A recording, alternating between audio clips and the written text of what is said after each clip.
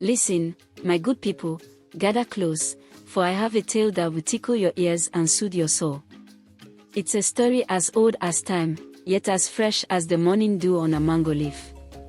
A tale of beauty, cruelty, love that finds you in the strangest places, and the sweetest justice.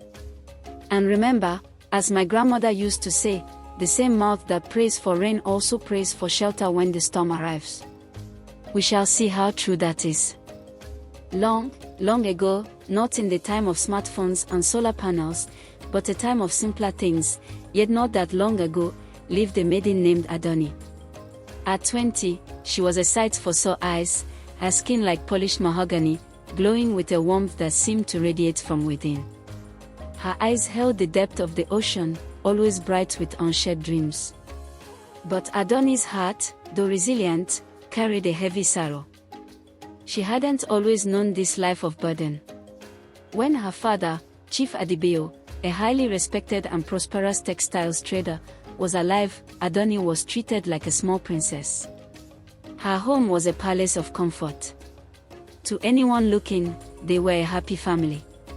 Her father, a man with a heart as vast as his grain storage, yearned to give Adunni the warmth of a mother's touch after her own dear mother passed. He remarried Mrs. Abeni, a woman of seemingly mild temperament, widowed with 2 daughters, Kemi and Tolani, both slightly older than Adunni. Abeni was a woman whose face was a mask, never revealing the simmering jealousy beneath. In Adunni's father's presence, she showered Adunni with affection, calling her, "my precious petal," and her daughters were seemingly pleasant enough. But sometimes, when his back was turned, her smile would tighten, and her eyes would narrow as they swept over Adunni's beautiful, delicate features. My elders say, the crocodile does not eat the hand that feeds it, but it never stops eyeing the other fingers. Abeni bided her time. When the heavy blanket of death snatched Chief Adebayo from them, the mass crumbled faster than dry clay in water. Within days, the pleasant stepmother vanished, replaced by a harsh, bitter tyrant. Kemi and Tolani, seeing their mother's true colors, quickly adopted her cruelty. From that day on, Adunni's life became a ceaseless cycle of grueling labor. She was the first to rise, often before the sun, to sweep the entire compound until not a leaf remained. She would then drag herself to the nearby well, heaving heavy buckets of water back and forth, multiple times a day. While she scrubbed pots that seemed to multiply in the sink, Kemi and Tolani would sit under the cool shade of the mango tree, painting their nails with modern polishes and debating the latest fashion trends. Tolani, the elder of the two, had a voice that could crack glass. "Adunni," she'd bark. "This water is too cold for my bath. Do it again." And Adunni, silent, would obey. Kemi, the slightly milder but no less lazy sister, would often chime in, "Yes, and hurry up. My blouse needs ironing properly, not like last time." Adunni was given only the meagerest of meals and the worst chores, and washing every single item of clothing for the 3 other women, pounding yam for hours until her small arms screamed in protest, and cleaning the filthiest corners of the house. Her hands, once soft, were now covered in rough calluses. Yet, despite this, something miraculous happened. It was as if the more hardship they piled on her, the more Adunni's inner beauty found ways to radiate outward.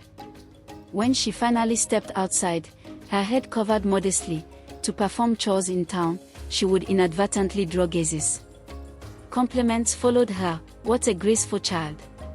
Abeni's stepdaughter is truly a gem." This only served to incense Abeni and her daughters.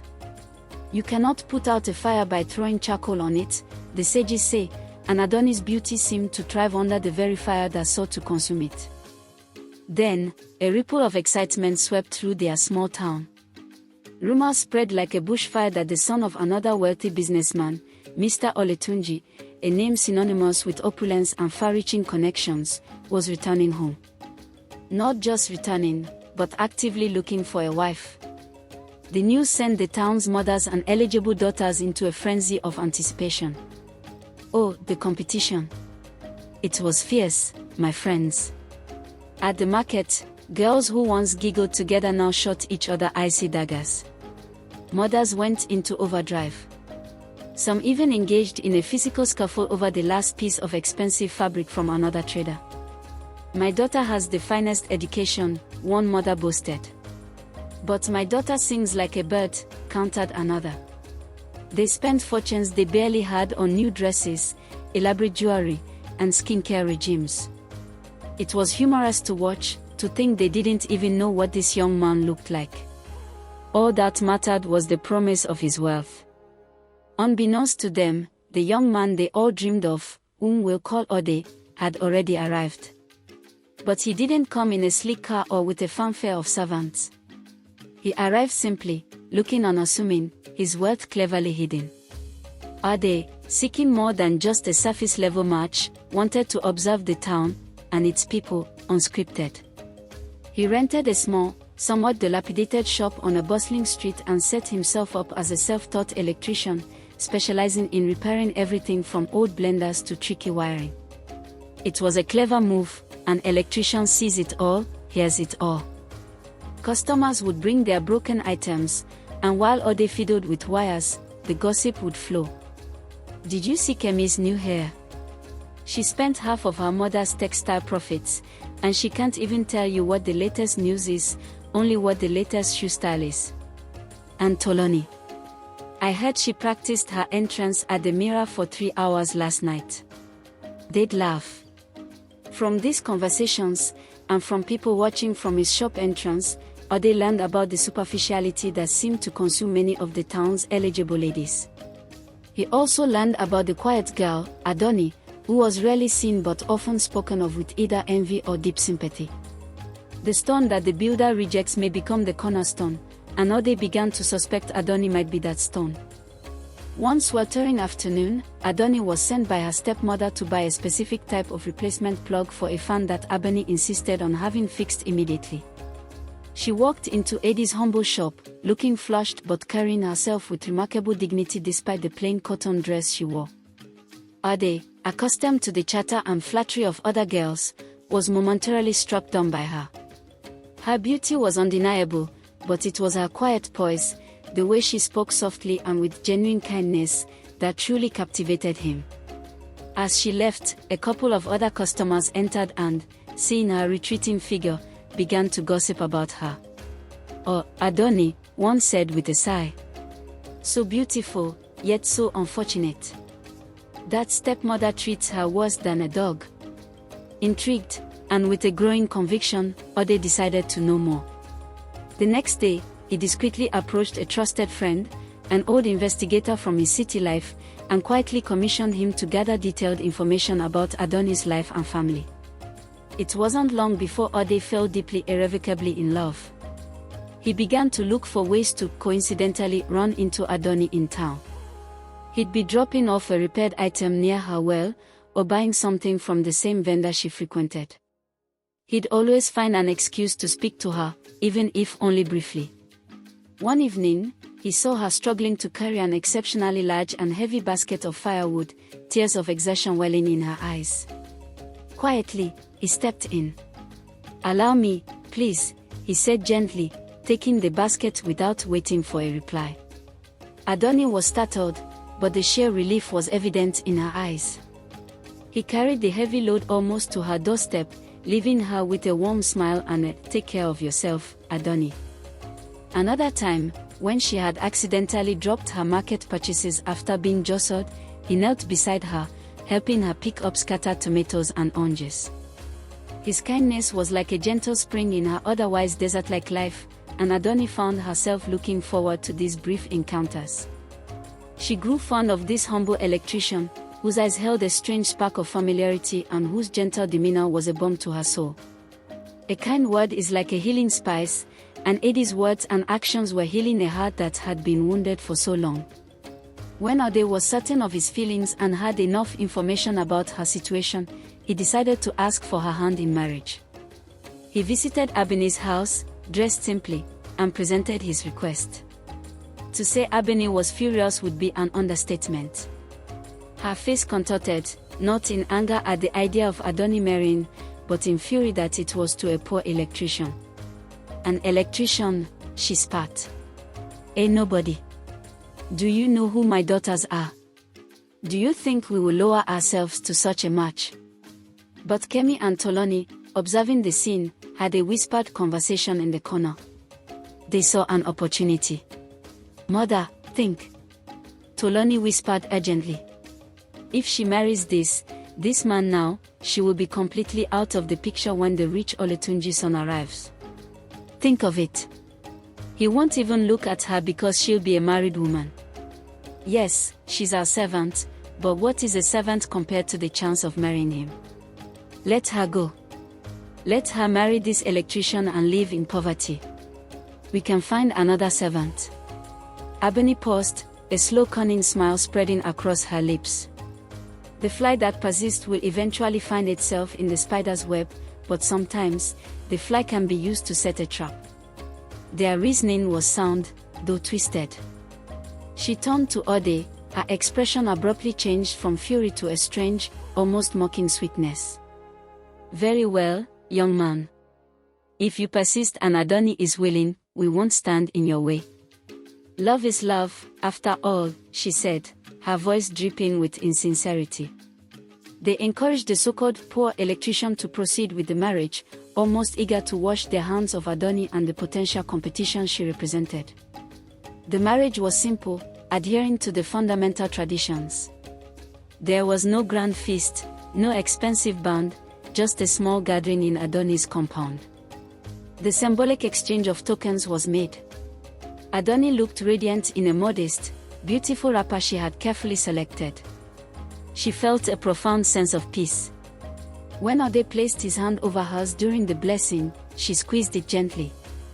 This man, she felt, had not just asked for her hand, but had truly seen her and rescued her from the daily cruelty. For her, the simple marriage was the beginning of her freedom. Free from the harsh constraints of her stepmother's home, Adunni blossomed even more, if that was possible. Ade treated her with the utmost respect and adoration. The hard lines of care that had etched themselves around her eyes began to fade, replaced by the light of genuine joy.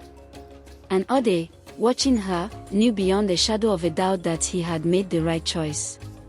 Her beauty, now nurtured by love and kindness, was truly breathtaking. One evening, shortly after their marriage, as the setting sun painted the sky in shades of amber and rose, Ade sat with Adunni in their small cozy living space. He took her hands in his and looked deeply into her eyes. Adunni, he began softly, there is something I must tell you. Something important. He then revealed the true story, who his father was, why he had come as a poor electrician, and how he had watched her and the town before making his choice.